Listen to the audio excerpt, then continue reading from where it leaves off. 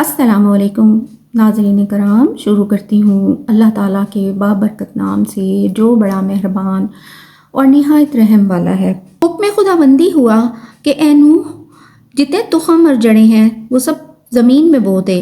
چنانچہ حضرت نوح علیہ السلام نے تمام قسم کی جڑیں انہیں زمین میں بو دیا، لیکن انگور کی جڑ نہ ملی۔ جناب باری تعالیٰ سے آواز آئی، اے نوح، اسے ابلیس لعین نے چرا لیا ہے۔ حضرت نوح نے اس سے کہا تو اس نے انکار کیا، لیکن پھر وہ جڑ لا کر حضرت نوح کے سامنے پیش کر دی، لیکن ساتھ ہی ایک شرط بھی پیش کر دی کہ جب تم اسے بو گے تو اس جڑ میں ایک بار تم پانی دو گے اور 3 بار ہم پانی دیں گے۔